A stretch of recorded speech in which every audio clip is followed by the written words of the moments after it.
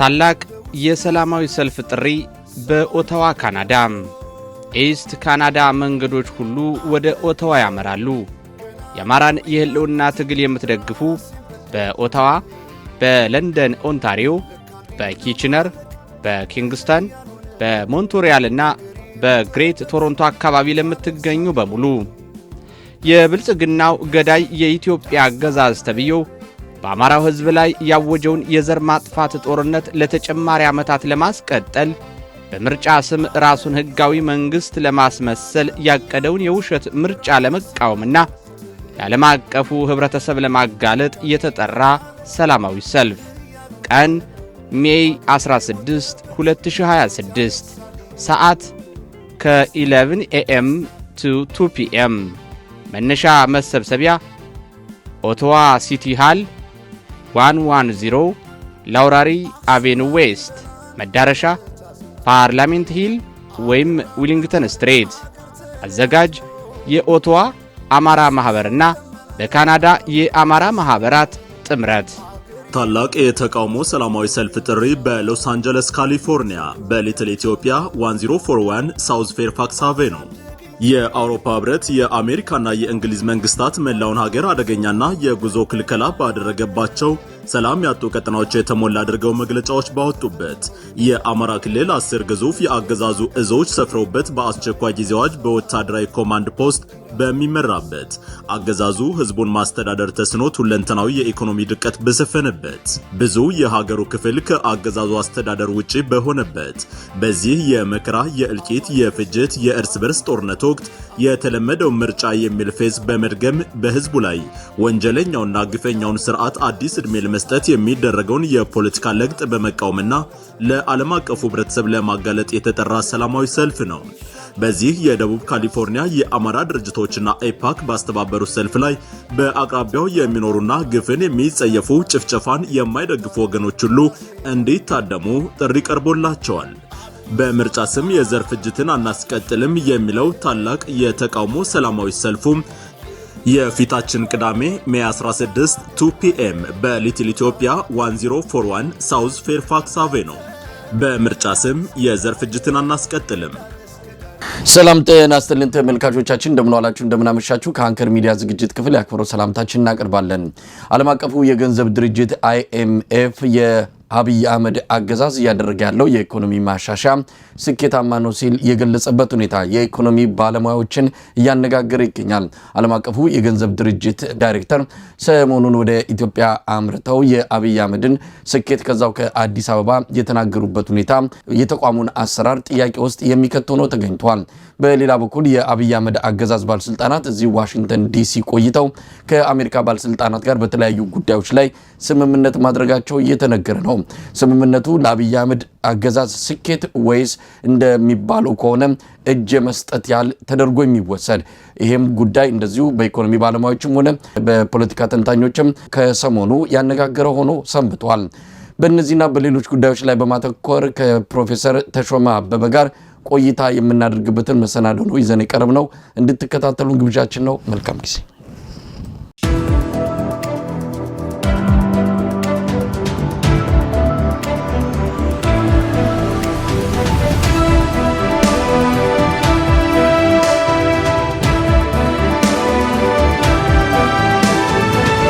ጤና ይስጥልን ፕሮፌሰር ተሾመ። ጤና ይስጥልኝ መሳይ፣ እንደሰነበት ደህና ሆይ? ዛሬ ቀረብ ስል የቅጠላ ቅጠሉ ምናምኑ እየበቀለ ስለሆነ ትንሽ አለርጂ ያለብኝና ለአድማጮቼ አስቀድሜ መንገር ፈልጋለሁ። እሱን አመሰግናለሁ መሳይ። ወቅቱ ነው እንግዲህ ፕሮፌሰር ተሾመ፣ በዚህ ወቅት ላይ ብዙዎች ይቸግራሉ። የአየር ለውጥ አለ። የስፕሪንግ ወይም የቀዝቃዛው ጊዜ እየተሰናበተ ወደ ሙቀቱ ጊዜ እየገባ ስለሚሆን የአየር ለውጡ ደግሞ በብዙዎች ዘንድ የጤና ችግር የሚገጥም ነው። በየቤቱ እንዲያነክ ክስተት አለ። እዚህም እኛም ቤት ውስጥ ልጆች ላይ እንዲያነጋግጣለውና በቶሎ ተሽሎት ወደ መደበኛው ስራው በደንብ እንደሚገቡ ተስፋ አደርጋለሁ። እኔም ተማመናለሁ። አመሰግናለሁ መሳይ። እንግዲህ ቀደም ሲል ያነሳዋቸው ርዕሰ ጉዳዮች አሉ ፕሮፌሰር ተሾመ። እንደው ወደ ዋናዎቹ ጉዳዮች ወደ አነሳዋቸው ከመግባቴ በፊት እንዴት ሰነበተች ሀገራችን ሁኔታ? እንዴት እየተከታተሉ ነው? ባለፈው ስንገናኝ በወቅቱ የድምፃዊ ቴዎድሮስ ካሳሁን ሙዚቃ አልበሙ የፈጠረው አጠቃላይ ድባብ አለ። ድባቡ ለነጻነት ፈላጊዎች ለኢትዮጵያውያን መልካም ስሜትን ወኔንና ተስፋን እንዲያገኙ አድርጓቸዋል። አገዛዙ ባለስልጣናትና ደጋፊዎቹ ደግሞ እውነት ለመናገር ሰማይ የተደፋባቸው ያህል ሆነው በየቦታው ሲወራጩና ሲሳደቡ የሰነበቱበት ሁኔታ ነው የተከሰተው። ለማንኛውም ከዛ በኋላ ብዙ ነገሮች ሆነዋል። እንዴት እየተከታተሉት ነው? እንደው ጠቅላላ አድርገው ኢትዮጵያ ምን ላይ ነው ያለችው? አይ የኢትዮጵያ ነገር የተለወጠ ነገር የለም። በአብዛኛው ያው በፊት የነበረው ነገር ነው እየቀጠለ ሄደው።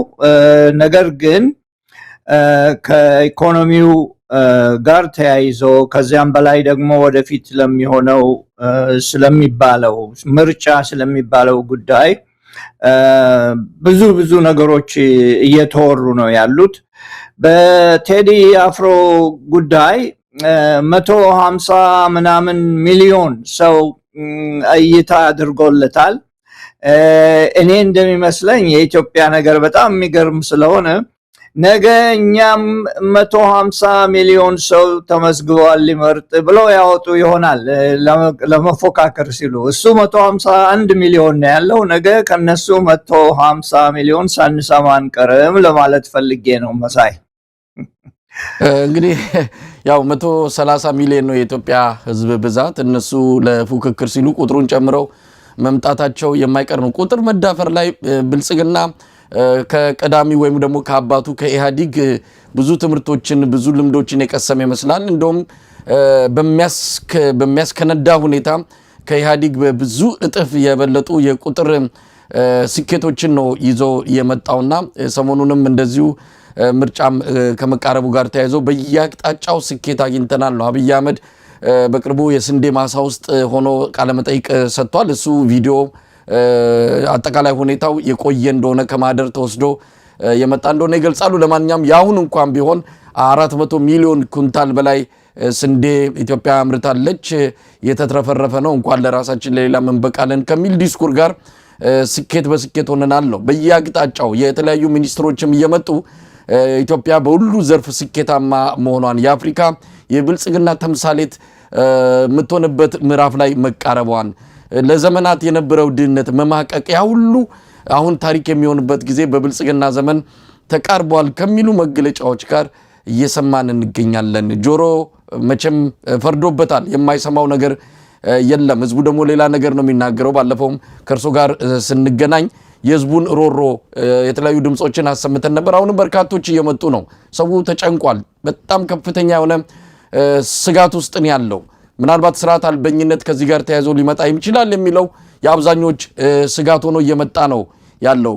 ከዚህ ጋር የተያዘ ነገር ነው የምናነሳው። የዓለም አቀፉ የገንዘብ ድርጅት ይህንን ጉዳይ መነሻ ባደረገ መልኩ የኢኮኖሚ ማሻሻያ ስኬታማ በሆነ መልኩ እየተካሄደ ነው የሚል የድጋፍ በዳይሬክተሩ አማካኝነት አዲስ አበባ ላይ መግለጫ የሰጡት እንዴት ተከታተላችሁት? እንደው የኢኮኖሚ ባለሙያዎች እንደኛው ግራ ገብቷቸዋል ወይስ ከነሱ የምታነቡት የሆነ ነገር አለ? አይ እንግዲህ መጀመሪያ ነገር የሴትዮዋ ጊዜ የስልጣን ጊዜ ኦክቶበር 2029 ላይ ነው የሚያከትመው። እስከዛው ድረስ ሴትዮዋ እየደጋገሙ ኢትዮጵያ ታላቅ ሀገር ነች ማለታቸው የማይቀር ነው። አንዱ ይሄ ነው። ሁለተኛ አሁን ባነሳው ነገር ላይ የቁጥር ችግር አለ። የማስረጃ ጉዳይ ችግር አለ ኢትዮጵያ ውስጥ። እኔ አይደለም የምለው፣ አንተ አይደለም የምትለው፣ ሌሎች ኢኮኖሚስቶች አይደሉም የሚሉት። ሴትዮዋ ራሳቸው አሁን አዲስ አበባ የሄዱበት ጊዜ ካስጠነቀቁት አንዱ ዋናው ነገር የማስረጃ ችግር አለባችሁ ብለዋል። እና የማስረጃ ችግር አለባችሁ እየተባለ በግራም በቀኝም የምንሰማው ቁጥር እንዲሁ የተፈጠረ የታለመ ለጊዜው ያዋጣል ተብሎ የሚደረግ የሚሰጥ ማስረጃ ነው እና በእነሱ ማስረጃ እነሱ ራሳቸው ይመኩበት እንጂ የኢትዮጵያ ሕዝብ እንትፍ አድርጎ ጥሎታል፣ ትቶታል፣ አያምናቸውም። ከዚያም በላይ ደግሞ ማስረጃው ዋጋ አለው ብሎ የኢትዮጵያ ሕዝብ የሚያየው አይደለም እና ሴትዮዋም አሁን የሄዱ ጊዜ ካስጠነቀቁት ኋላ እንነጋገርበታለን ካስጠነቀቁት አንዱ ነገር የማስረጃ ጉዳይ ችግር አለባችሁ ብለዋል። እኔም አንተም ሌሎችም እዚህ መድረክ ላይ ይሄንን ስንል ነበረ እና ኢትዮጵያ የማስረጃ ችግር አለ። ምንም ይበሉ ምንም የማስረጃው ችግር እነሱንም እየጎዳቸው ነው ማለት ነው። የማስረጃ ችግር ካለብህ ፖሊሲ ለማውጣት አትችልም። ፖሊሲ ካወጣህም በትክክለኛ መንገድ ልታወጣ አትችልም። ስለዚህ ሁሉም ነገር በግምት ነው የሚሆነውና አገሪቷን በልዩ መንገድ ደግሞ እየጎዱ ነው ያሉት። በዚህ የተነሳ ለማለት እፈልጋለሁ። መሳይ እንደው ፕሮፌሰር ተሾመ ሁሌም ጠይቆትን ዛሬም ላንሳ፣ መቼም እንደማይሰለቹ ተስፋ አደርጋለሁ። የተለያዩ ኢኮኖሚ ባለሙያዎችንም እጠይቃለሁ፣ የኢትዮጵያ ሕዝብም ይጠይቃል። መልስ ግን አላገኘም። እናንተም ያው የፖለቲካ ጉዳይ ስለሆነ ነው እነዚህ ሰዎች በሌለ ስኬት ላይ አይናቸው እያየ ሀገር እየደቀቀች ስርዓቱ በከፍተኛ ደረጃ መቀመቅ ውስጥ እየወረደ ተሳክቶለታል የሚል ማጽናኛና ማበረታቻ መግለጫ የሚሰጡት ለምንድን ነው? ከዚህ ጀርባ ምን አለ? ስለ ኢትዮጵያ የኢኮኖሚ ስኬት ከአይኤምኤፍ መስማት አይደለም የሚያስፈልገው። የህዝቡ ኑሮ እየተናገረ አጠቃላይ ኢትዮጵያ ሁኔታ በግልጽ እያሳየ እነሱ ምን አንብበው ምን ተረድተው እንደው ለኛ የተሰወረ ለነዚህ ለአይኤምኤፍ እና ለወርልድ ባንክ ሰዎች የተገለጠላቸው ምንድነው የሚል ጥያቄ ይነሳል። ምናልባት መልሱን አቃለው የሚመልሱልኝን ግን ጥያቄውን አነሳለሁ ዛሬም። አይ መልካም ነው መሳይ። አንድ ነገር ልበል። ባለቤትህ ወይም ባለቤቷ ምንም መልከጥፉ ቢሆን መልከጥፉ ነሽ አይባልም። ምክንያቱም ቆንጆ ነች ባለቤቴ ነው የሚባለው እንጂ መልከጥፉ ነች አይባልም። ሴትየዋ አይኤምኤፍ ራሱ በልምዱ በታሪኩ በስራው በአሰራሩ በፕላኑ በፖሊሲው አንድን ሀገር በከፍተኛ መንገድ በግልጽ አይወቅስም። ምክንያቱም አገር ሲባል አባል ነውና ለአይኤምኤፍ አባል ነውና ብዙ ጊዜ ወቀሳ አይደርስባቸውም። ይሄንን የሚሉት መልካም ነው ጥሩ ነው የሚሉት ግን አንዴ ፖሊሲውን አውጥተው ገንዘባቸውን ከሰጡ በኋላ መጥፎ ነው ማለቱ ለነሱም የማያዋጣ ነው፣ ለደጋፊዎቻቸውም የማያዋጣ ስለሆነ የምትሰሩት ስራ መጥፎ ነው አይባልም። ምሳሌ ልስጥህ። ግብፅ ብዙ የአይኤምኤፍ ዕዳ አለባት። ያ የአይኤምኤፍ ዕዳ መክፈል አልቻሉም። አንደኛ ዕዳውን ብቻ ሳይሆን ወለዱን መክፈል አልቻሉም። ያንን ባለመቻላቸው አሁን ያላችሁ ሀብት በሙሉ ወይንም ያላችሁን ሀብት ካላችሁ ሀብት የተወሰነውን በጨረታ ሸጣችሁ መክፈል አለባችሁ ይሏቸዋል። በቀደም ለታ ግን አሁን በቅርቡ እንደገና አዲስ ገንዘብ በዛ ባላቸው ዕዳ ላይ ወደ 10 ቢሊዮን ገደማ ዶላር ገደማ ነው ጨምረው ሰጥቷቸዋል። ለምንድን ነው ይሄን የሚያደርጉት? ይሄን የሚያደርጉበት ምክንያት ቅድም እንዳልከው አንተ አንደኛ የነሱ ስራ የፖለቲካ ስራ ነው፣ ሁለተኛ ስራው የኢኮኖሚ ስራ ነው። ያፈሰሱትን ገንዘብ ለማግኘት በምንም አይነት መንገድ ብለው 10 ቢሊዮን ሰጥተው 1 ቢሊዮን አይከለክሉም። ምክንያቱም ምናልባት ይሄ ገንዘባችንን ያፈሰስነውን ገንዘብ ሊመልስልን ይችላል ብለው ስለሚያምኑ ነው። ይሄ የተለመደ ነገር ነው፣ በአይኤምኤፍ በኩል የተለመደ ነገር ነው። በሁለተኛ መንገድ የኢትዮጵያን ነገር ስናነሳ የኢትዮጵያ ዕዳ በከፍተኛ ወደ ላይ እየወጣ ነው። በጠቅላላው የኢትዮጵያ ዕዳ የውስጥና የውጭው ሲደማመር 52 ቢሊዮን ዶላር ያህል ነው አሁን። ይሄም ደግሞ ወደ 42-43% የጂዲፒ ወይንም የአመት አገሪቷ የምታፈራውን ያህል የሚያህል ነው እና ሴትዮዋ የሄዱበት ምክንያት አንደኛ 261 ሚሊዮን ዶላር አክሰስ አላቸው። ኢትዮጵያ አሁን የተፈቀደ አለ። ያንን ፈቅደናል ለማለት ለማስረዳት ከዚያም በላይ ደግሞ ብዙ ገንዘብ አውጥተው ስላሉ የእሳቸውም የሴትዮዋም ስም እንዳይጠፋ የአይኤምኤፍም ስም እንዳይጠፋ ምክር ለመስጠት ነው። እነኚህ ምክሮች እንዴት ናቸው? በአንድ በኩል ገንዘብ ይሰጣሉ፣ በሌላ በኩል ደግሞ የሚያስጠነቅቁበት መንገድ አለ። ካስጠነቀቁት ውስጥ አንደኛው ከእንግዲህ ወዲያ ድጎማ ይቁም ብለው ተናግረዋል። በፊት የፈቀዱት ካለ አሁን እንደገና ድጎማ ይቁም ብለው አስጠንቅቀዋል። ከዚያም በላይ ደግሞ ሁለተኛ መንገድ ታክስ ለመቁረጥ ሐሳብ ካላችሁ ታክስ እንዳይቀነስ ብለው አስጠንቅቀዋል። ሶስተኛ መንገድ በዚሁ መንገዳቸው ላይ ነው ይህን የሚሉት። በሶስተኛ መንገድ ያላችሁ የገንዘብ እና የበጀት ዲሲፕሊን መጠናከር አለበት ብለው አስጠንቅቀዋል። ከዚያም በላይ ደግሞ በአራተኛ መንገድ ይሄ 7.2% እናድጋለን የምትሉት ወደ ጎን ብታረጉት ይሻላል፣ ሊሆን አይችልም ብለው አስጠንቅቀዋል። በመጨረሻም ቅድም እንዳልኩት የማስረጃ ችግር አለባችሁ ብለው ተናግረዋል። እንግዲህ ይሄን ሁሉ እያሉ 261 ሚሊዮኑን በፊት በፕላን የተቀመጠውን አሁን መውሰድ ትችላላችሁ ማለታቸው ራሱ ለኢትዮጵያ ሕዝብ ለሌሎችም የአይኤምኤፍ ስራና ልምድና ፖሊሲ በእንደዚህ አይነት መንገድ የተያዘ መሆኑን የሚያስረዳ ነው።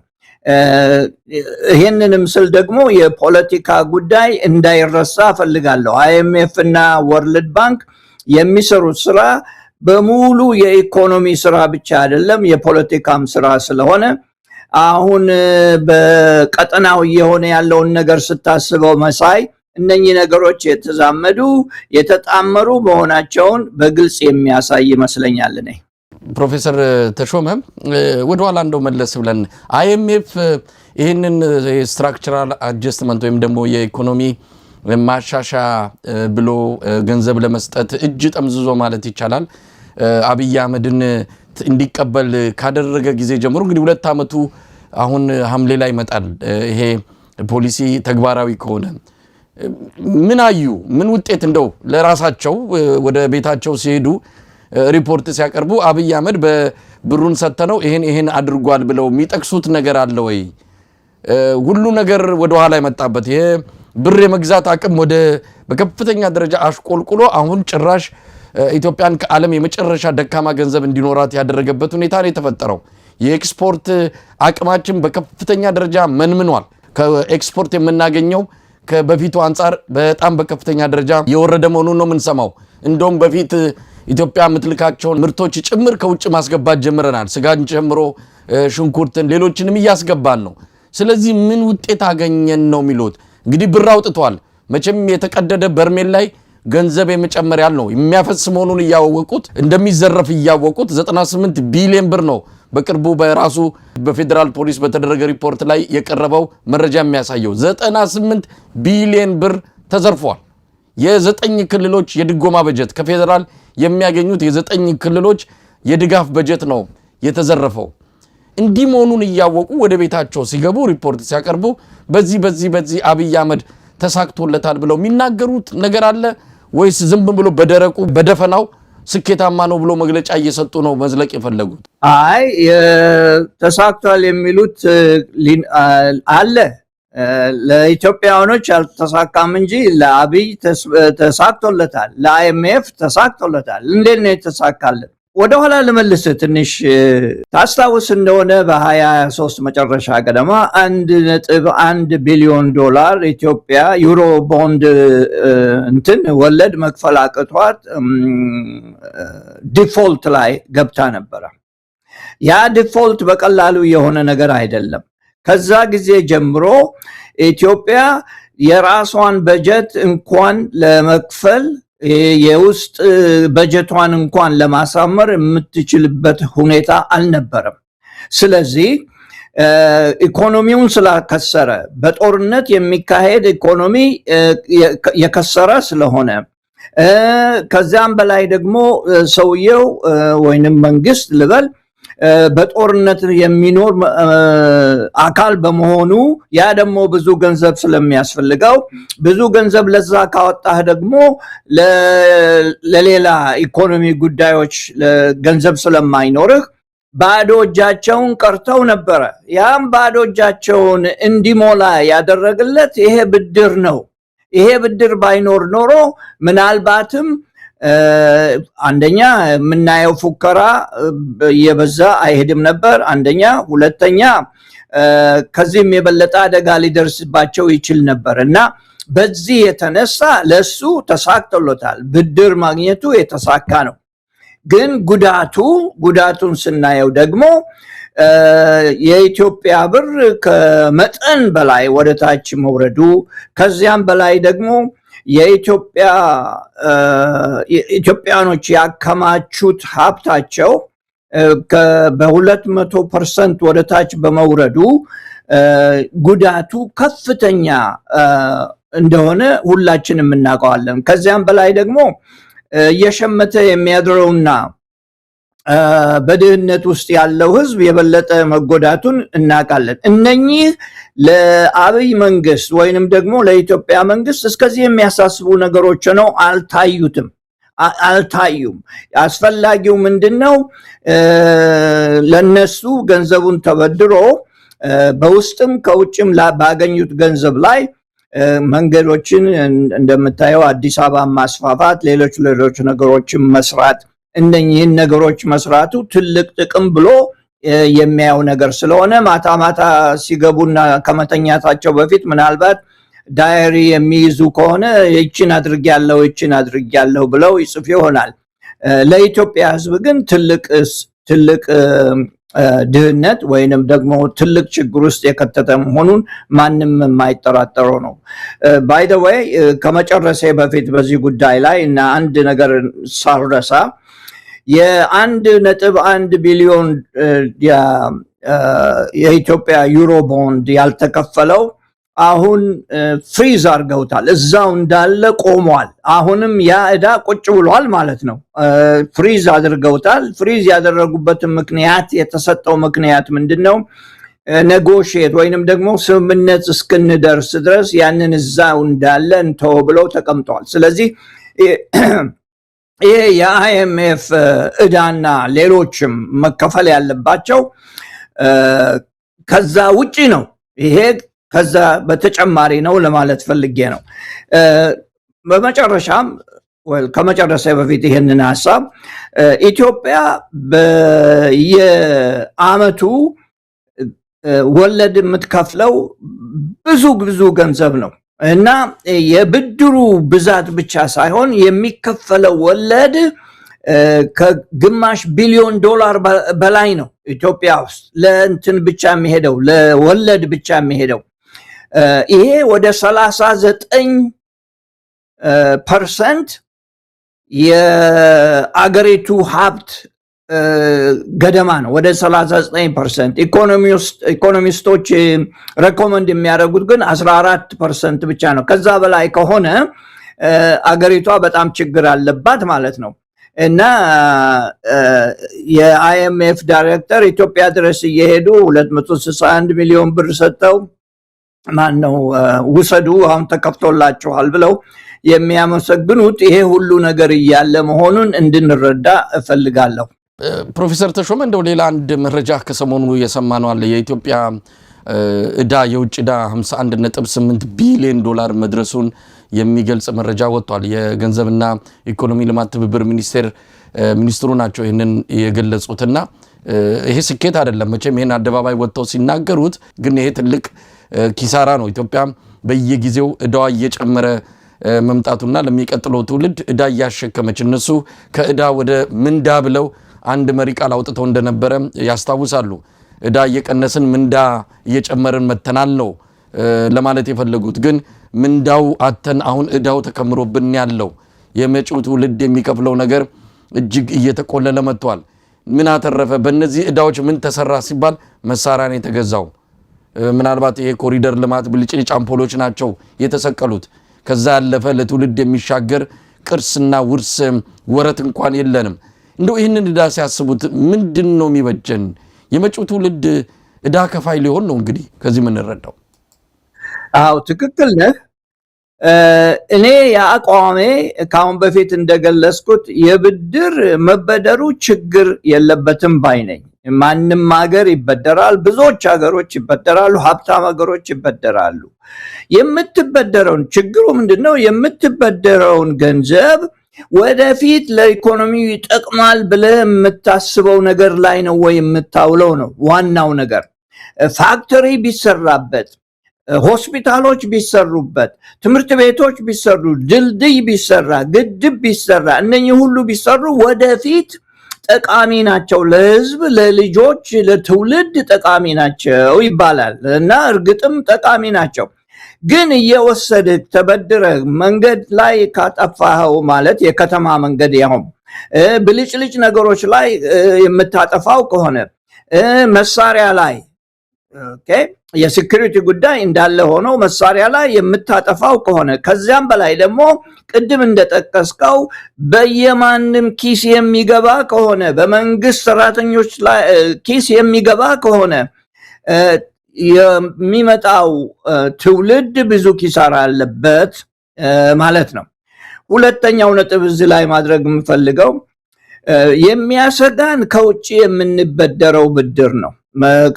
ኢትዮጵያን የሚያሰጋት ከውጭ የሚመጣው ብድር ነው። ከሀገር ውስጥ የምንበደረው ብድር ዜሮ ለማድረግ እንችላለን። ዜሮ ለማድረግ ከጊዜ በኋላ ዜሮ ማድረግ እንችላለን። ዜሮ ማድረግ የምትችለው ምንድን ነው? አይ አንከፍልም ብለህ ዜሮ ልታደርገው ትችላለህ። እሱ አያሰጋኝም። ነገር ግን ከውጭ የምንበደረው ብድር መከፈል አለበት፣ ግዴታ ነው።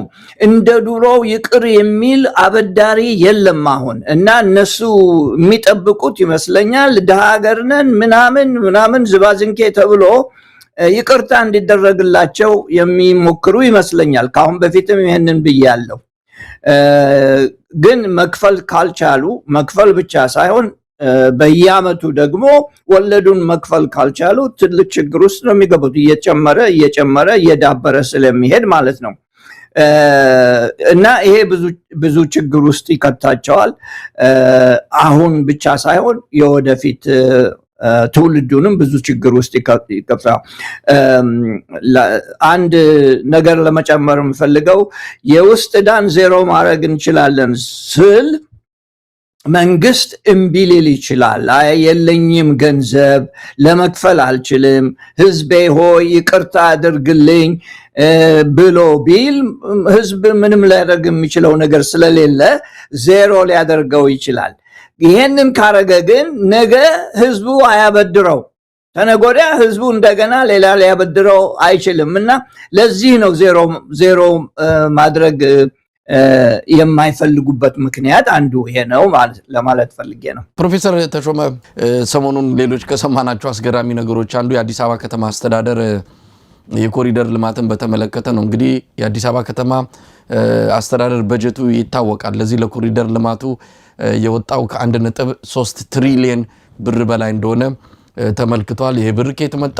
ምናልባት ትክክለኛ ኦዲት የሚደረግ ከሆነ ብሩ የመጣበትን ምክንያቱም አዲስ አበባ አስተዳደር ከ360 ቢሊዮን ምናልባት ከዛ የሚበልጥ አይመስለኝም በጀቱ።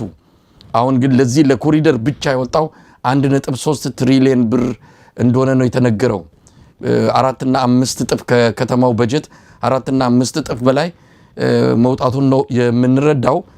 ምናልባት ከተለያዩ አካላት ከመዋጮ ብለው ሊገልጹልን ይችላሉ።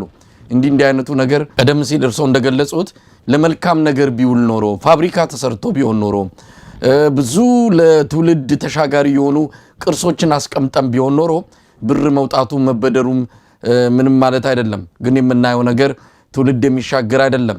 ነገ ከነገ ወዲያ ሌላ ስርዓት ኢትዮጵያ ላይ ቢቀየር እነዚህ የተሰሩትን ነገሮች ይዞ ይዘልቃል የሚለው በጥያቄ የሚነሳ ጉዳይ ነው። ለማንኛውም እዚህ ላይ አስተያየት መስጠት ከቻሉ ብሩ ከየት መጣ የሚለው በጣም አሳሳቢ ጉዳይ ነው። ከየት ነው የመጣው ብሩ? እንደምንሰማው ከሆነ ከጡረታ ሚኒስቴር ወይም ደግሞ የማህበራዊ ዋስትና ባለስልጣን ለጡረተኞች ያስቀመጠው ወደ 180 ቢሊዮን ብር እስከ 200 ቢሊዮን የሚደርስ አብይ ወስዶታል። ወደፊት እንከፍለዋለን ብሎ የጡረተኞችን ገንዘብ እንደወሰደ ነው የሚሰማው። ይሄ በተለያየ መልኩ የሚቀመጡ በባንኮች ያሉ ገንዘቦችን በሙሉ ሙጥጥ አድርጎ ወስዶ ለኮሪደር ልማት እንዳዋለም ይነገራል። ምናልባት ከተባበሩት አረብ ኤሚሬትስ የሆነ የፈሰሰ ገንዘብም ይኖራል። ግን ይሄ ሁሉ ተደርጎ ድምር ውጤቱ ምን እናገኛለን የሚለው የሚያሳስብ ነው። ዝም ብሎ ውበት ለአይን የሚማርክ ነገር ሰሞኑን ከ4-5 የሚሆኑ ቲክቶከሮች ዓለም አቀፍ ቲክቶከሮችን ለእያንዳንዳቸው በሚሊዮን ብር የሚቆጠር ገንዘብ ወጥቶ የሆቴላቸው የአውሮፕላን ያበላቸው ብዙ ክፍያ ተከፍሏቸው መተው ይህንን ኮሪደር ልማት እንዲያደንቁ ተደርገዋል። ኢትዮጵያውያን ምስጋና እንዲያቀርቡ ሳይሆን የውጭ ሰዎች መተው እንዲመሰክሩ ነው አብይ አህመድ የሚፈልገው። ለማንኛውም እነዚህን ነገሮች ጠቅልለው እንደው አንድ የሆነ ነገር ማለት ከተቻለ ቢያምር አዲስ አበባ ሁላችንም እንወዳለን። ቢያምር ከተሞቻችን የምንጠላ ሆነን አይደለንም። ግን 30 ሚሊዮን ኢትዮጵያውያን ተርበዋል፣ ምግብ ይፈልጋሉ። 5 ሚሊዮን ኢትዮጵያውያን ተፈናቅለው ነው የሚገኙት። እነዚህ ነገሮችን ስናስብ ይሄ ኮሪደር ልማት የሚባለው ነገር ለኢትዮጵያውያን የመጣ መርገምት እስከሚመስለን ድረስ ያደረገን ነውና የሚሉት ነገር ካለ እዚህ ላይ አንተ ዋነኛው መልስ ልሰጥ የነበረውን አንተ ራስህ ብለዋል። ግን ከዛ በፊት ይሄ መንግስት እኮ የአገር መንግስት አይደለም፣ አገርን የሚያስተዳድር መንግስት አይደለም። አገርን እያስተዳደሩ አልቻሉትም፣ ማስተዳደር አልቻሉም። አገርን የሚያስተዳድሩት አዲስ አበባን ብቻ ነው። ያንን ደግሞ ለማድረግ የመሬት ታክስ አለ፣ የግድግዳ ታክስ አለ፣ የጣሪያ ታክስ አለ፣ የመብራት ታክስ አለ። የሌለ ታክስ የለም ኢትዮጵያ ውስጥ አዲስ አበባ ውስጥ በአሁኑ ሁኔታ።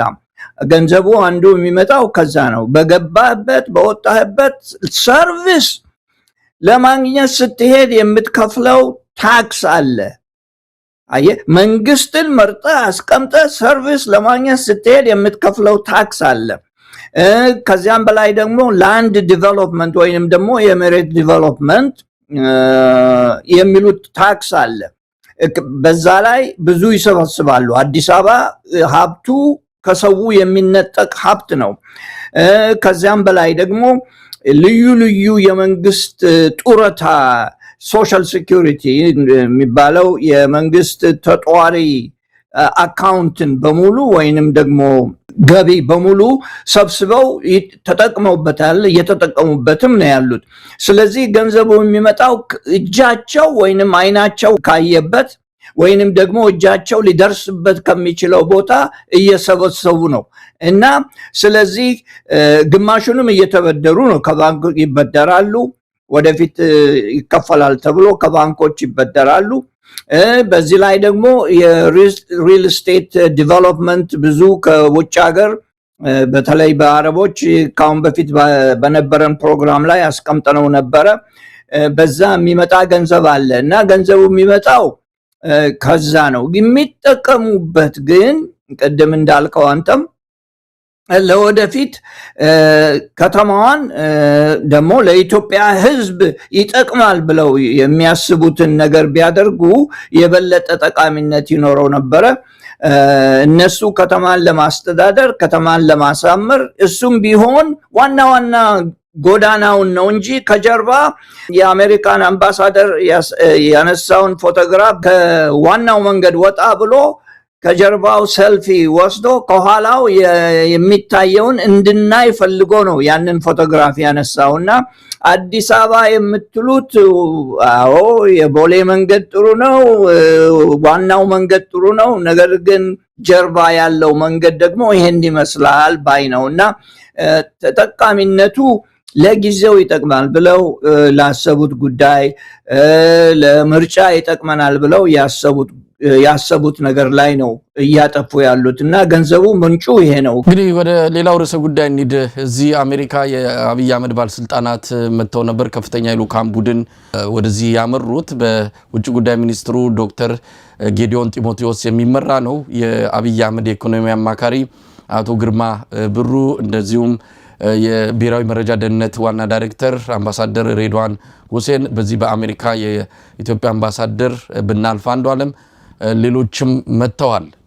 በዚህ ተልኳቸው ከአሜሪካ የውጭ ጉዳይ ሚኒስቴር ከማርኮ ሩቢዮ ጋር ተገናኝተዋል። ከዚህ በተጨማሪ ከተለያዩ የአሜሪካን የውጭ ጉዳይ ሚኒስቴር የአፍሪካን ጉዳይ የሚመለከቱ ባለስልጣናት ጋር ስምምነቶችን አድርጓል። ይሄ ስምምነት ብዙ ነገር እየተባለ ነው። ያው በአብይ አህመድ አገዛዝ በኩል ከፍተኛ የሆነ ስኬት እንደተገኘ ተደርጎ እየተገለጸ ነው። አንዳንዶች ደግሞ በመጨረሻው ሰዓት አብይ አህመድ ወዲያ ሲያማትር ከረመና ነገሮች አጣብቂኝ ሲሆኑበት ከአሜሪካ ጉያ ስር ለመወሸቅ የመጨረሻ እጅ መስጠት ተደርጎ ሊታይ የሚችል ስምምነት ነው ያደረገው ብሎም የገለጹ ወገኖች አሉ። ለማንኛውም ይህንን ስምምነት እርሶ እንዴት ተከታተሉት? ምንድነው የተደረገው? ምንድነው የተገኘው? እንግዲህ ሰሞኑን ከኤርትራ ጋር የትራምፕ አስተዳደር አዲስ ግንኙነት ለመመስረት በዋዜማው ላይ እንደሚገኝ ተመልክቷል።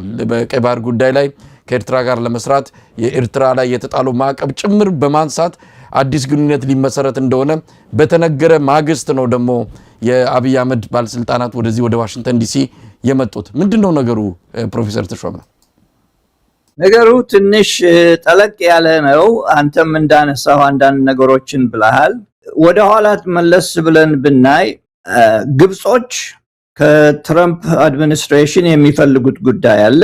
አንደኛ የነሱን ጥቅም የበለጠ ሆኖ እንዲታይ፣ ከዚያም በላይ ደግሞ የኤርትራ ጥቅም በለጥ ብሎ እንዲታይ ይፈልጋሉ። ግብጾች ደግሞ እኛን ሰማ ብለን ነው እንጂ እናንተ እኛ የምንፈልገውን ነገር ካላረጋችሁ በስተቀር እኛም የፈለግነውን እናረጋለን፣ ከእንግዲህ ወዲያ ብዙ ፖሊሲ እርምጃ እናረጋለን ብለው ተናግረው ነበረ ባለፉት ብዙ ወራቶች። ከዚያም በላይ ደግሞ አሜሪካና ኤርትራ ብዙ ነገሮች እየሰሩ ነው ይባላል። እኛ ስምምነቱን አላየነውም፣ እኔ አላየሁትም። ነገር ግን ብዙ ነገሮች እየሰሩ ነው ይባላል። ከሚሰሩት ስምምነት አንዱ ኤርትራ ከኢትዮጵያ የበለጠ ቀይ ባህርን ለመቆጣጠር ስለምትችል ለኤርትራ መሳሪያ መግዣ እንዲሆናት ይሄ የነበረው ላይ የነበረው ማዕቀብ እንዲነሳ አሜሪካ ወስነዋል። ይሄንንም የወሰኑበት ምክንያት አብይ በየቦታው የሄደ መተንኮስ ጀምሮ ነበር። ሁሉንም ሶማሌላንድ ይሄንን ይሆናል፣ ኤርትራ አሰብ ይሄንን ይሆናል ምናምን፣ እሱ ባይልም ሌሎች እያሉ እየተነኮሱ ቁጭ ብለዋል። እንደምታውቀው በጂኦፖለቲክስ ውስጥ ተናግረህ ይቅርና ስትተነፍስ እንኳን አገሮች እኔን ነው የሚያስበው ወይስ ለኔ ጠላት ይሆናል ብለው ያስባሉ፣ ጥንቃቄ ይወስዳሉ። ያለ አቅሙ በየቦታው እየዞረ ይሄን አረጋለሁ ይሄን እንደዚህ ይሆናል ማስፈራሪያም ሆነ ሌላ ነገር እየተደረገ ስለነበረ አሜሪካ በዚህ ላይ የተደሰተች አይደለችም። ከዚያም በላይ ደግሞ ከኤርትራ ጋር የበለጠ ስምምነት አድርገው ሚነራልስ ወይንም ደግሞ ማዕደኖችን ለመቆጣጠር አንደኛ፣ ሁለተኛ ባቤል መንደብ የተባለውን ሰላጤውን ለመቆጣጠር እንዲያስችላት፣ አሁን ኢራን እንደሆነው የሚዘጋ ቦታ ካለ የሚቀጥለው የሚዘጋ ቦታ ቢኖር ባቤል መንደብ ሰላጤው ነው ብለው ይህንን ደምድመው ወስነዋል። ነገሩ በሙሉ የተገላቢጦሽ ሆኗል። የተገላቢጦሽ የሆነበትም ምክንያት ከኤርትራ ጋር ያለው ስምምነት ከመፈራረማቸው በፊት ከአብይ መንግስት ጋር የሆነውን ነገር እናስረዳ፣ ከሌላ ከምትሰማ እኛ እንንገር ብለው ነው የጠሯቸው። ስብሰባውም ለዚህ ነው እንጂ እሱ ፈልጎት ወይንም ደግሞ አጀንዳ ይዞ የመጣበት ጉዳይ አይደለም። እነሱ ይሄንን እያደረግን ነው፣ ይሄንን እየሰራን ነው፣ እናንተ የምትፈልጉት ነገር ካለ ካሁን በፊት የነበረው ማዕቀብ መሳሪያ ለመግዛት የነበረው ማዕቀብ በዛ ላይ የነበረው ማዕቀብ እንዲነሳ አድርገናል። ይሄንንም ያደረጉበት ምክንያት የኤርትራን ካነሱ የኢትዮጵያንም አንስተው እንደ እኩል አየናችሁ ለማለት ነው። እንግዲህ ታዝበኝ፣ እኩል ኢትዮጵያና ኤርትራ እኩል አልነበሩም እስካሁን ድረስ። አሁን በእኩል እናያችኋለን የማለት መልእክት ለማስተላለፍ ነው። በእኔ አስተሳሰብ ይሄ ስምምነት ተባለ እንጂ ምርጫ አልነበረውም። አብይና የኢትዮጵያ መንግስት ምንም ምርጫ አልነበረውም። ይሄንን ለማድረግ ወስነናል፣ ለእናንተ ደግሞ ይሄንን እናደርጋለን። ከእንግዲህ ወዲያ ግን ይሄ ጦርነት የምትሉት ወይንም ደግሞ የጦርነት አዝማሚያችሁን ብታቆሙ ይሻላል። ምክንያቱም አሁን ኤርትራ መሳሪያም ለማግኘት ትችላለች የሚለውን ሐሳብ ወደፊት ለማራመድ ነው። በእኔ አስተሳሰብ መሳይ እንደ ምሳሌ ያድርግና ሬስቶራንት ስትሄድ ስቴክ የሚሸጡ ሬስቶራንት ስትሄድ የኔ የምወደው ሪባይ ይባላል። ሪባይ ስጋ ብቻ ያለው ይመጣልሃል ተጠብሶ፣ ወይንም ደግሞ ስጋና አጥንት ያለው ይመጣልሃል። አሜሪካ እያደረገ ያለው ምንድነው? ለኢትዮጵያ አጥንቱን ወርወር፣ ለኤርትራ ግን ስጋውን እያቀረበላት ነው ያለው። አሁን ይሄ ነው እየሆነ ያለው ጉዳይ በኤርትራና በኢትዮጵያ መካከል። አብይ ምርጫ አልነበረውም በዚህ ጉዳይ ላይ። ተነሳ የተባለውን ማዕቀብ ኢትዮጵያ ከአሜሪካ የምትገዛው መሳሪያ አልነበረም፣ የለም። ምናልባትም በዚህ ማዕቀብ መነሳት ከዩኤኢ የአሜሪካ መሳሪያ እሷ መግዛት ስለምትችል ከዩኤኢ ወደ ኢትዮጵያ ትራንስፈር ለማድረግ ነው እንጂ ኢትዮጵያ ገንዘብ ኖሯት ከአሜሪካ የምትገዛው መሳሪያ የለም። የአሜሪካ መሳሪያ ድሮ ነው የቀረ። እኔ ተማሪ ሆኜ በ1965 ዓመተ ምህረት F5 የሚባሉ ሱፐርሶኒክ ጄቶች ነበሩ። ከነሱ በኋላ ሌላ አለው የምትለው ነገር ወደ ኢትዮጵያ ገብቶ አያውቅም፣ ከአሜሪካ ማለት ነው። ምናልባት ትንንሽ መሳሪያዎች ሊኖሩ ይችላሉ። ትልቅ መሳሪያ ግን ከባድ መሳሪያ ሲባል ከአሜሪካ የሚገዛ የለም። ይሄም ያሳየን ለሁላችንም አይናችንን ከፍተን ብናየው ኤርትራውያኖች ወንድሞቻችን እህቶቻችን ናቸው። ለነሱ ጥሩ የሆነ ነገር መልካም ነው፣ ደስ ይለናል። እነሱም ጥሩ ጎረቤቶች እንዲሆኑ እንፈልጋለን፣ እንሻለን። ነገር ግን አሁን እየሆነ ያለው ለነሱ በጣም ጥሩ የሆነ እድል ተሰጥቷቸዋል። ለኢትዮጵያ ግን በጎን ብዙ ነገር ሌላ ስላለ በሱዳን በኩል እየገባችሁ ነው የሚለውን አንስተዋል፣ አልፈለጉም ይሄንን። ከዚያም በላይ ደግሞ የግብፅ ጫና አሁንም እየበረታ ነው የሄደውና በልዩ ልዩ መንገድ ያለፈው ጊዜ ኢትዮጵያ ተከባለች ብዬ ነበረ። ኢትዮጵያ ተከባለች ብዬ ተናግሬ ነበርና አሁንም ያ ማኒፌስት እያደረገ ነው ራሱን፣ ወይንም ደግሞ እየታየን ነው፣ ቀስ በቀስ እየታየን ነው። እኔ ይህንን በዛ መንገድ ነው የማየው መሳይ። ፕሮፌሰር ተሾመ አስገራሚ ማነጻጸሪያ ነው ያመጡት። ለአብይ አህመድ አጥንቱን፣ ለፕሬዝዳንት ኢሳያስ ደግሞ ስጋውን ነው አሜሪካ የሰጠችው። ይሄ እንግዲህ አጥንቱን እየመጠጠ እዛው እንዲቀመጥ ከኤርትራ ጋር ግን ወሳኝ የሆነ የዲፕሎማሲም ሆነ አጠቃላይ ጂኦፖለቲካውን አቅጣጫ ሊቀይር የሚችል ስምምነት ወይም ደግሞ አዲስ ግንኙነት ሊመጣ እንደሚችል ይታወቃል። እንደው በግልጽ መናገር ለምን አልተቻለም? ለምሳሌ መሳሪያ ማዕቀብ ተነስተዋል የሚባለው ነገር ብዙ አያስኬድም። ምናልባት አብይ አህመድ ያገኛል ከዚህ ስምምነት ተብሎ የሚጠበቀው አግዋ የሚባለው ኢትዮጵያ ከቀረጥ ነፃ ወደ አሜሪካ ምርቶቿ እንድታስገባ የሚያስችለውን እድል ተነፍጋለች በትግራዩ ጦርነት ወቅት። ያ ማዕቀብ እንዲነሳ ያደርግ ይሆን ይሄ ስምምነት የሚል ተስፋ ነበረው። ግን እስካሁን ስለሱ የሰማነው ነገር የለም። ስለዚህ ዝም ብሎ አየር ላይ የቀረ ነገር ነው የሚመስለው። ይልቅስ ቀደም ሲል ለርሶ እንዳሉት ኤርትራና አሜሪካ ግንኙነት መጀመራቸው ያስደነበረው የአብይ አህመድ አገዛዝ ምንድነው ነገሩ? እኛስ አውላላ ሜዳ ላይ ወደቅን፣ ከኛ ጋርስ ምንድን ያለው ነገር ብሎ የሆነ ቃል እንዲገባላቸው የሆነ ነገር ለመስማት ነበር የመጡት። እንደተባለው በየጊዜው የሚፈተሽ በየሂደቱ በየጊዜው የሚታይ ሆኖ አንዳንድ ስምምነቶችን አድርገዋል። ነገር ግን አብይ አህመድ ምንድን ያገኘው ከዚህ ስምምነት? ምናልባት ከአሜሪካ ዋስትና አግኝቶ ይሆን? አሁን የመጣበት አጣብቂኝ አለ። በአፍሪካው ቀንድ የገባባቸው የተለያዩ ቀውሶች አሉ። በሀገር ውስጥ ከፍተኛ የሆነ ማህበራዊ ኢኮኖሚያዊና ፖለቲካዊ ቀውሶች ተከስተዋል። የአብይ አህመድ አገዛዝ ስልጣኑ እድሜ እንደሌለው ተረድተዋል አሜሪካኖች። ወይ ምንም ግልጽ የሆነ ጉዳይ ነውና እንደው እነሱን ተደግፎ የስልጣን እድሜውን ለማራዘም የሚያስችል ዋስትና አግኝቶ ይሆን? ምንድነው አገኘው ብለው ሊናገሩ የሚችሉት? ጥሩ ጥያቄ ነው። ወደ አገዋ ልመለስ። በፊት አገዋ ስለዛ የተባለ ነገር እስካሁን የለም። ምናልባትም ወደፊት ሊያነሱት ይችሉ ይሆናል። ቢነሳ ግን ፋክተሪዎቹ ሊጠቀሙበት የነበሩት ፋክተሪዎች ተዘግተዋል እኮ ኢትዮጵያ ውስጥ ተዘግተው፣ ግማሹም ወድመዋል፣ ግማሹም ተዘግቷል። ስለዚህ ብዙ ልንጠቀምበት የምንችልበት ላይሆን ይችላል። እሰየው ነው እሱ ቢነሳ። ምክንያቱም አንዳንድ ሰዎች ስራ ለመፍጠር የሚሞክሩ ወደፊት ኢንቨስት ለማድረግ የሚችሉ ምናልባት ሊጠቀሙበት ይችል ይሆናል። መልካም ሊሆን ይችላል በዛ መንገድ።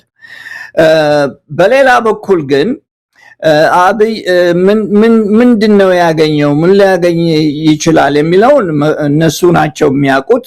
ምናልባት ወደፊት እየተገለጸልን ሊሄድ ይችላል። ግን አሁን እኔ በሚሆኑ ነገሮች ላይ ነው የማተኩረው።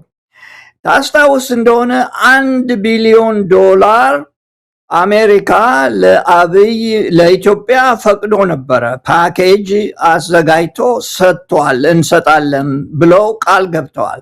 ይሄም ዳይሬክትሊ ለኢትዮጵያ መንግስት ለጤናና ለወረርሽኝ አይነት ነገሮች እንዲጠቀምበት $1 ቢሊዮን እንሰጣለን ብለው ቃል ገብተዋል። አሁን ሁለት ወር እንደዚህም አልሆነው ይህንን ካደረጉ። እንግዲህ ይሄ አንድ ምልክት ነው ምን እንደሰጡ፣ ምን እንደተጠቀመ፣ ምን እንዳገኘ። ከዚያም በላይ ደግሞ $150 ሚሊዮን ያህል እንደ ግራንት እንደ ስጦታ ተሰጥተዋል። ከዚያም በላይ ደግሞ በሴኩሪቲ በኩል ኬንያና ኢትዮጵያ የቀጠናው የሴኩሪቲ ጓደኞቻችን ናቸው ብለው አስቀምጠዋል። እነኚህ ነገሮች ነው እነሱ የሚፈልጉትና ይሄንን ነው ኢትዮጵያ አገኘች ብሎ ለማለት የሚቻለው። ነገር ግን ከኤርትራ ጋር ስታገናኘውና ስታወዳድር አሜሪካ በትክክል ቀይ ባህርን ለመቆጣጠር አሁን ሁኔታው ስለተለዋወጠ፣ ጂኦፖለቲክስ በጣም ስለተለዋወጠ ለመቆጣጠር ከኢትዮጵያ የበለጠ ኤርትራ ፖቴንሻል ያላት ናት ብለው አምነዋል። አንደኛ። ሁለተኛ ኤርትራውያኖቹ ይጠቀሙበታል ወይስ ይሄንን ኦፖርቹኒቲ እንዳው ብን ብሎ ይጠፋባቸዋል? ያንን ወደፊት የምናየው ነው። ምክንያቱም ስለ ኤርትራ ብዙ የምናውቀው ነገር የለም። ብዙ ነገር በድብቅ ነው የሚሰራው። ብዙ ኢንፎርሜሽን ከዛ አይወጣም እና ምን እንደሚያደርጉት፣ እንዴት ይህንን ሊጠቀሙበት እንደሚችሉ ለማወቅ ያስቸግራል። ነገር ግን ስንገምተው ሁለቱን ሀገሮች አወዳድረው ለኛ ጥቅም ይችኛዋ ትሻለናለች ብለው ቅድም እንዳልኩት ስጋውን ወደዛ ወርወር አድርገዋልና ትልቅ ኦፖርቹኒቲ ነው። ይሄ ትልቅ እድል ነው ለኤርትራ በደንብ ከተጠቀሙበት። እና አብይ ያገኘ የምንለው በቃል ይሄን እናረጋለን፣ አልሸባብን ትዋጋልናለ ምናምን የሚለው ድሮም የነበረ ስለሆነ አዲስ ነገር ነው ብዬ አልገምተውም እኔ መሳይ። እንግዲህ ፕሮፌሰር ተሾመ አሜሪካ የራሷን ብሔራዊ ጥቅም በማስላት ነው ይህንን ሁሉ የምታደርገው። ከቀደሙት የአሜሪካ አስተዳደሮች የትራምፕ የሚለየው ይሄ በሰብአዊ መብት በዲሞክራሲ በሚባሉ ጉዳዮች ላይ ብዙም ጣልቃ የማይገባ ነገር ግን ለአሜሪካ ብሔራዊ ጥቅም የትኛውንም ነገር ለማድረግ ብዙ እርምጃዎችን ለመውሰድ መዘጋጀቱን የሚያሳይ ነው። ስለዚህ የኢትዮጵያውያን ሰቆቃ የኢትዮጵያውያን እንግልት አሁን ጆሮ የሚያገኝ ወይም ደግሞ ሌላ በአሜሪካ ጉዳይ ላይ አጀንዳ ተደርጎ ፕሬዝዳንቱ ጋር ትኩረት የሚሰጠው ነው ለማለት አይደለም። ግን አሜሪካ ብሔራዊ ጥቅሟን ለማስከበር የኢትዮጵያ ሰላም መሆን የኢትዮጵያ መረጋጋት የግድ ነው። የአብይ አህመድ አገዛዝን ሆነ በተለይ ምስራቅ አፍሪካ ላይ ኢትዮጵያን ትቶ ቀጠናው ላይ የአሜሪካንን ብሔራዊ ጥቅም አስከብራለሁ ማለት አይቻልም። አብይ አህመድንም ይዞ ብሔራዊ ጥቅሟን ልታስከብር እንደማትችል ታውቃለች። ከአዲስ አበባ ውጪ የራሷን ሪፖርት እኮ ነው በየጊዜው በውጭ ጉዳይ መስሪያ ቤት የሚወጣው የጉዞ ክልከላ ከአዲስ አበባ ውጪ ነገሮች ሁሉ ተተረማምሰዋል። አብይ አህመድ የቁጥጥር አቅም የለውም። አዲስ አበባ በዛችው በቤተ መንግስት ዙሪያ ያሉ ቦታዎች ላይ ብቻ ነው ምንድነው እንግዳም የሚቀበለው። ኢትዮጵያ ያቺ ነች ለአብይ አህመድ። ይህንን ያውቁታል። ስለዚህ ይሄ አስተዳደር ባለበት እንደው ብሔራዊ ጥቅማችንን እናስከብራለን ብለው እንዴት ነው በረጅሙ ሊያስቡ የሚችሉት? አስተዳደር መቀየር በዋናነት ለብሔራዊ ጥቅማቸው ወሳኝ ነው። ስለ ኢትዮጵያውያን አያገባንም ማለት የሚችሉበት ሁኔታ አይደለም። ምክንያቱም ኢትዮጵያውያን ሰላም ባጡ ቁጥር የአሜሪካን ብሔራዊ ጥቅም በቀጠናው ሊከበር የሚችልበት እድል በጣም ጠባብ ነውና ከዚህ አንፃር የኢትዮጵያውያንን እንግልትና ሰቆቃ ወደ ጎን ማድረግ ይችላሉ አሜሪካውያን። የኢትዮጵያ ሕዝብን ጉዳትና ሰቆቃ ለጊዜው የፖሊሲ የስትራቴጂ ዋና ማዕበል አድርገው ሊጠቀሙበት ላይፈልጉ ይችላሉ። ኢትዮጵያ በጣም ትልቅ አገር ስለሆነች ከጎረቤቶቿ ጋር ስታወዳደረው በጣም ትልቅ አገር ስለሆነች እነሱ የሚያተኩሩት በዛ ላይ ነው። ትልቅ አገር ስለሆነ ፖቴንሻልም ስላለው ከዚያም በላይ እዛ ረብሻ ከተነሳ ጎረቤቱ በሙሉ ስለሚበጠበጥ እኛ ብጥብጥ አንፈልግም።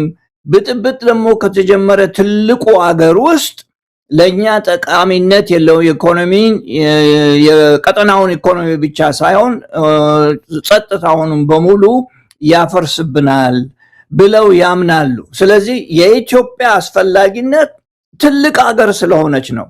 አሁን ኤርትራን አሁን ቅድም እንደገለጽ ነው በዛ በኩል የሚሄዱ ከሆነ የኢትዮጵያ ጥቅም 120 130 ሰው ያለባት አገር በመሆኗ ብቻ ሊሆን ይችላል እንጂ ከኢትዮጵያ የሚፈልጉት ከኢትዮጵያ የሚያመርቱት ብዙ ነገር አሁን የለም። ጸጥታውን ግን ለመጠበቅ የቀጠናውን ጸጥታ ለመጠበቅ በርከት ያለ ወታደር ለማሰልጠን የምትችል ጦርነትም ለመዋጋት የምትችል ትልቁ ሀገር እሱ ስለሆነ ከትንሾቹ ሀገር እኩል አድርገን በስትራቴጂ በኩል የምንቀይሰውን ነገር በሙሉ በዛ መልክ ነው የምናየው የሚል አስተሳሰብ በአሜሪካኖች መካከል ያለ ይመስለኛል። እኔ ሳስበው እንድንገነዘበው የምፈልገው አንዱ ነገር ደግሞ ይሄ የአፍሪካ ሰክሽን መሪው ቡሎስ የሚባለው ሰውዬ ግብፃዊ ነው። በምንም አይነት መንገድ ኢትዮጵያን ከግብፅ ጥቅም በላይ አድርጎ ላይ የሚችልበት መንገድ ያለ አይመስለኝም።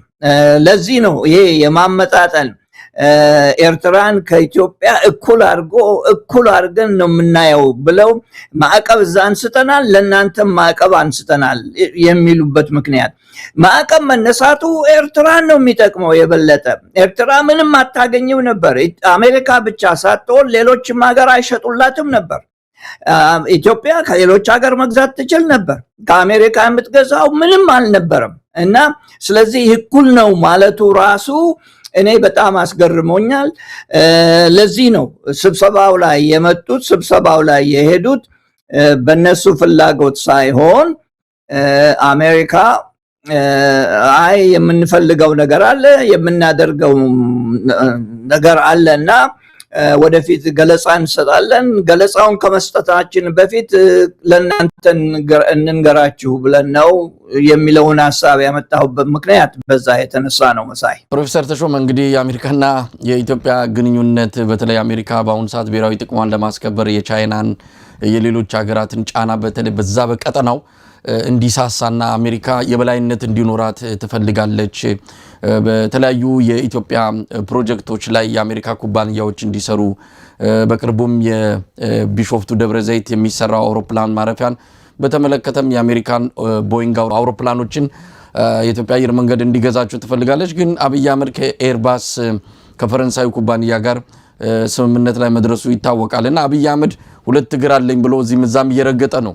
ምናልባት ይሄ ስምምነት አብይ አህመድን እዚህም በዛም እንዳይረግጥ ከቻይናም ከአሜሪካም እያለ ከዚህም ከዛም አንድ ቦታ መርገጥ አቅቶት እየሄደበት ያለው አካሄድ በዚህ ስምምነት መሰረት ወደ አንድ ቦታ እንዲመጣ ሊያደርገው ይችላል። አብረን የምናየው ነው። ምክንያቱም አብይ አህመድ ከምዕራባውያንም ከምስራቁም ከዚህም ከዛም መሆን ይፈልጋል።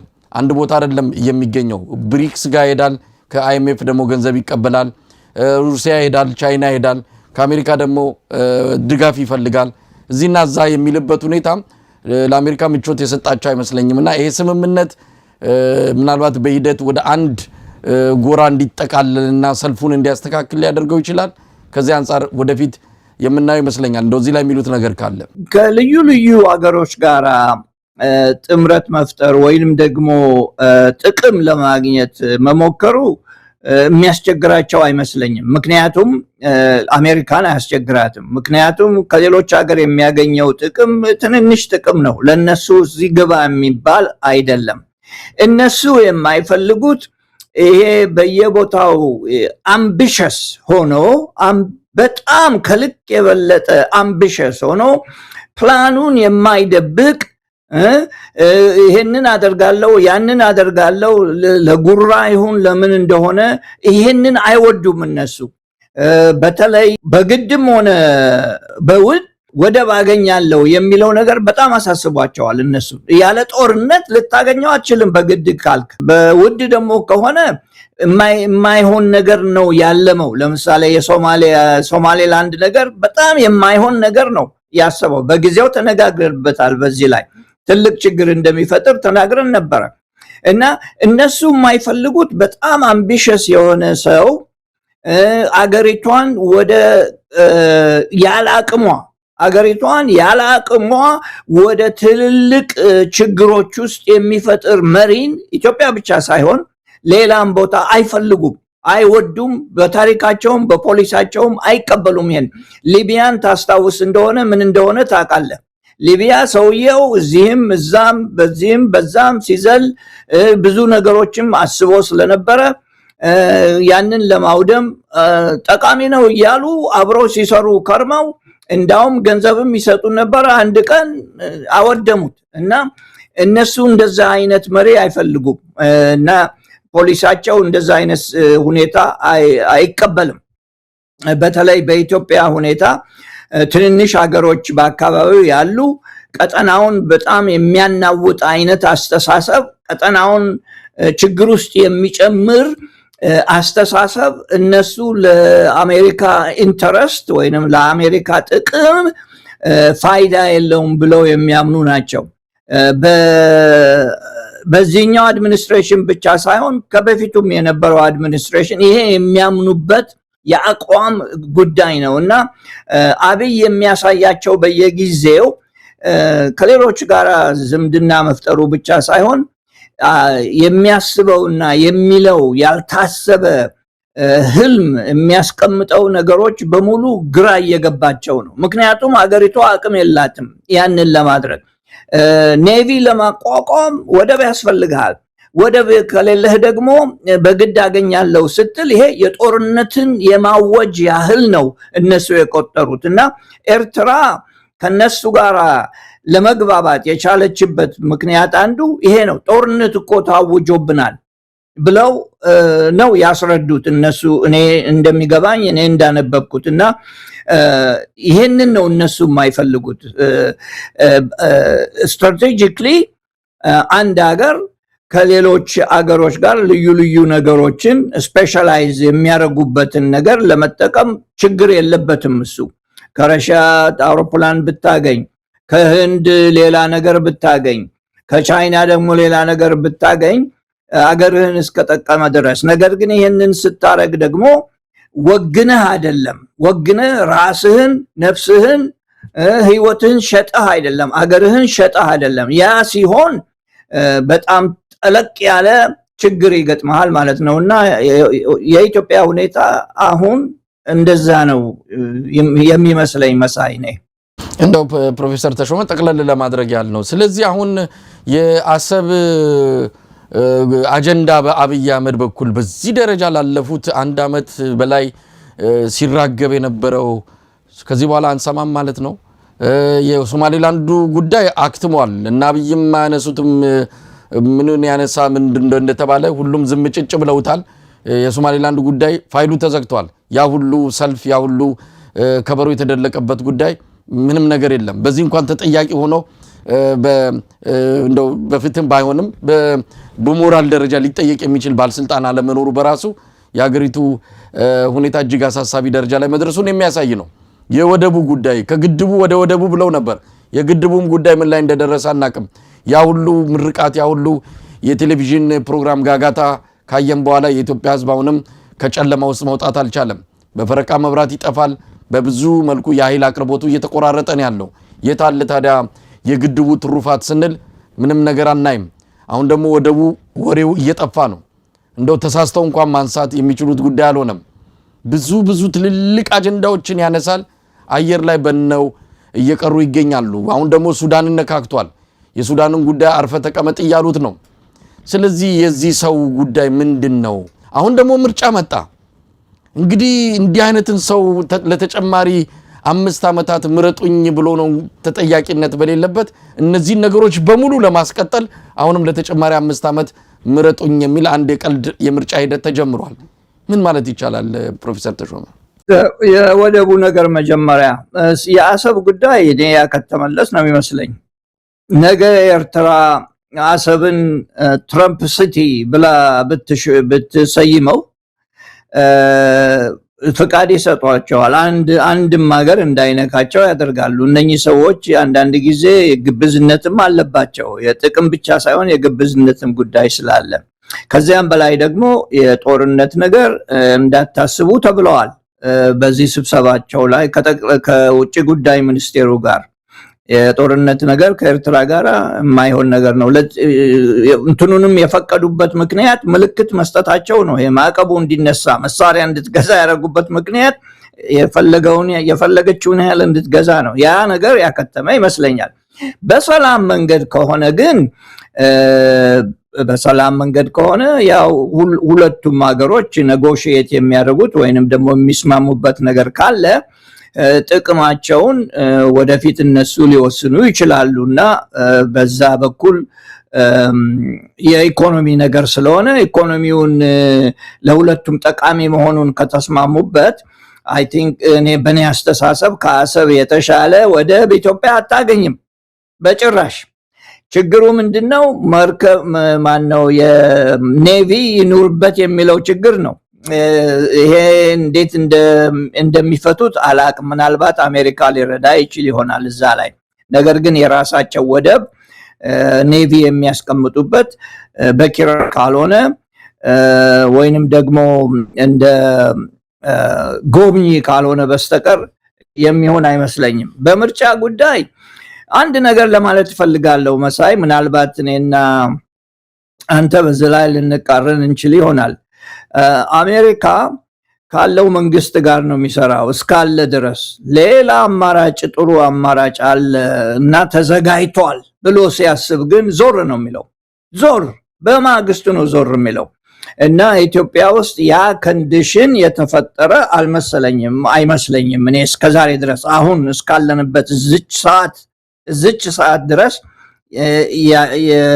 አማራጭ ሌላ አለ ብሎ አሜሪካ ያምናል የሚል አስተሳሰብ የለኝም እና በዚህ ምክንያት ነው እንጂ በእውነቱ ለመናገር ይሄንን መንግስት ለመደገፍ ብለው ከልባቸው የሚደግፉት በጭራሽ አይመስለኝም።